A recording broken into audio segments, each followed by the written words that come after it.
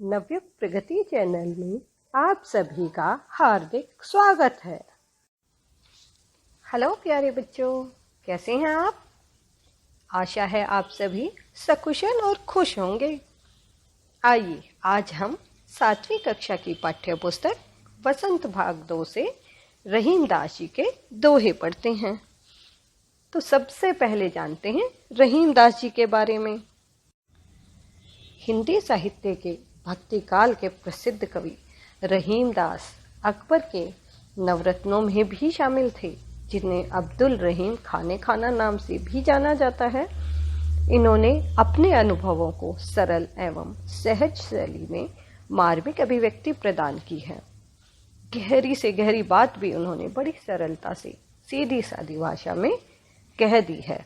आपकी पाठ्य पुस्तक में इनके 5 दोहे दिए गए हैं। आइए पहले इन दोहों को पढ़ते और समझते हैं। इस प्रस्तुति को सुनने के बाद बच्चे दोहों को उचित आरोह अवरोह के साथ पढ़ सकेंगे, दोहों का अर्थ एवं भाव जान सकेंगे, वास्तविक जीवन में रहीम जी के अनुभवों का लाभ उठा सकेंगे, दोहों से सीख ले सकेंगे। पाठ 11 रहीम के दोहे। कही रहीम संपत्ति सगे, बनत बहुत बहु रीत, विपति कसोटी जय कसे, तेहि साचे मीत। चाल परे जल जात बही, तजमीनन को मोह, रहीमन मछरी नीर को, तऊ न छाड़ती छोह। तरवर फल नहीं खात है, सरवर पियत न पान, कही रहीम पर काज हित, संपत्ति सचही सुजान। थोथे बादल क्वार के, जो रहीम गहरात, धनी पुरुष निर्धन भय, करें पाछली बात। धरती की सी रीत है, शीत घाम ओ में, जैसी परे सो सही रहे, क्यों रहीम यह देह। आइए अब कुछ कठिन शब्दों के अर्थ जानते हैं।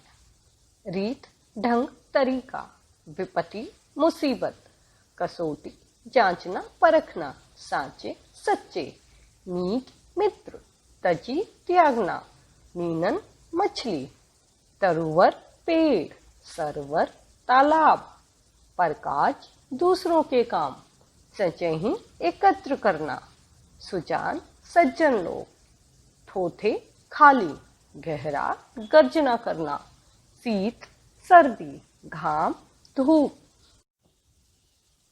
बच्चों, आपके कितने मित्र हैं? बहुत सारे। पर उनमें से आपके सच्चे मित्र कौन कौन हैं? इसकी पहचान का तरीका हमें रहीम दास जी बताते हैं। आइए पढ़ते हैं उनका पहला दोहा। कही रहीम संपत्ति सगे, बनत बहुत बहु रीत, विपत्ति कसोटी जय कसे, तेहि साचे मीत। रहीम दास जी कहते हैं कि जब आपके पास संपत्ति होती है, धन दौलत होती है, तो सभी आपके सगे संबंधी अर्थात मित्र बनना चाहते हैं। सभी अलग अलग रीत यानी नियमों से आपके दोस्त बनना चाहते हैं। लेकिन असली मीत यानी मित्र वही होता है जो विपत्ति यानी संकट के समय में भी आपका साथ देता है। अर्थात आपका सच्चा मित्र कभी आपका साथ नहीं छोड़ता।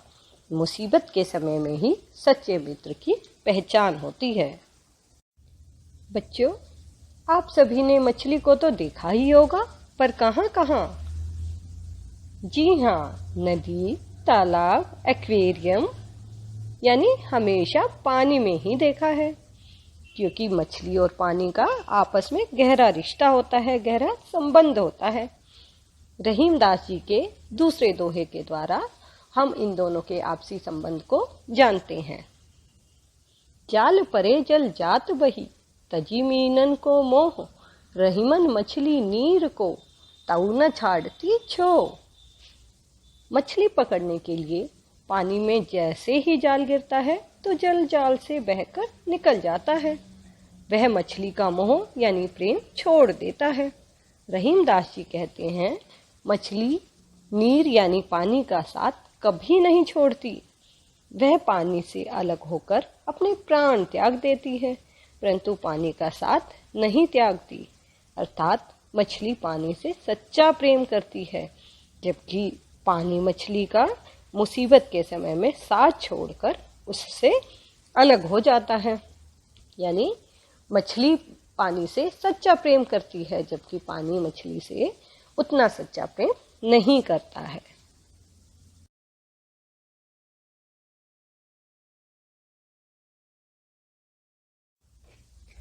बच्चों, क्या आपने कभी पेड़ों को अपने फल स्वयं खाते देखा है?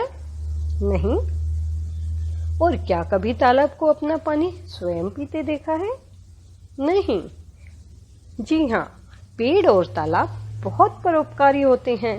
ये अपना पानी और अपने फल दूसरों की भलाई के लिए प्रयोग करते हैं। उसी तरह सज्जन मनुष्य भी होते हैं।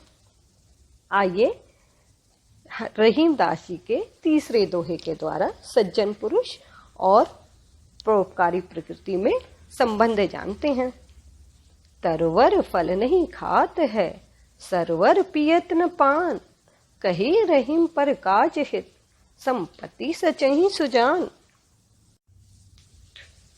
तरवर यानी पेड़ अपने फल कभी नहीं खाते। सरवर यानी तालाब अपना पानी स्वयं कभी नहीं पीता। उनका जल और उनका पानी और फल हमेशा दूसरों की भलाई के लिए, दूसरों की भूख और प्यास मिटाने के लिए होता है। कही रहीम पर काज हित, संपत्ति सचई सुजान। सुजान सज्जन पुरुष, संचयी संचित करना। जो सज्जन पुरुष हैं वो भी अपनी संपत्ति का संचय परकाज में दूसरों की भलाई के लिए, हमेशा दूसरे लोगों की भलाई के लिए ही सज्जन पुरुष अपनी संपत्ति का संचय करते हैं, इकट्ठा करते हैं।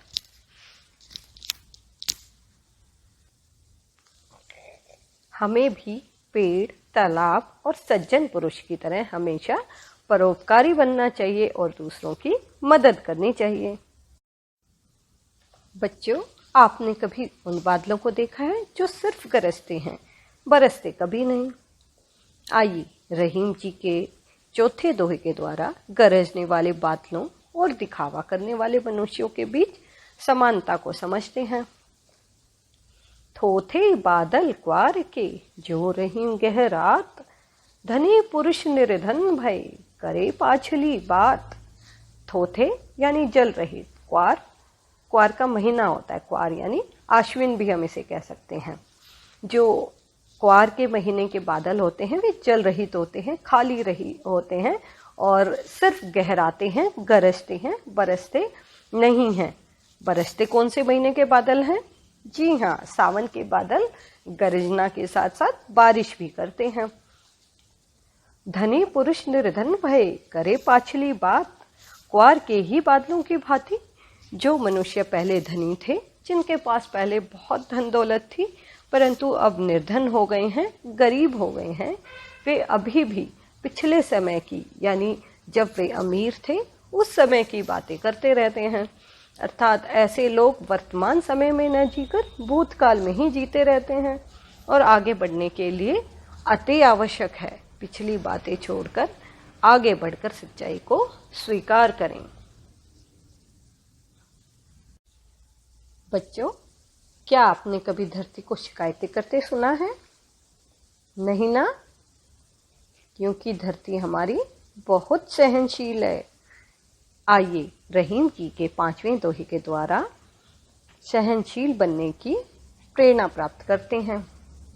धरती की सी रीत है, शीत घाम ओ मेह, जैसी परे सो सही रहे, त्यों रहीम यह देह।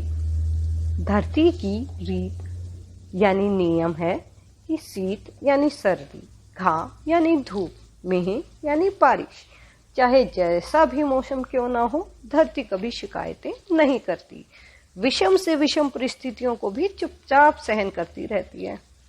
रहीम दास जी कहते हैं कि हमारा शरीर भी धरती के समान सहनशील होना चाहिए। कठिन से कठिन परिस्थिति में भी कभी भी धैर्य का साथ नहीं छोड़ना चाहिए। जैसे धरती सर्दी, गर्मी, बारिश जैसे अलग अलग मौसमों को चुपचाप सहन करती रहती है, वैसे भी हमें भी अच्छी बुरी सभी अवस्थाओं में सहनशील बनना चाहिए।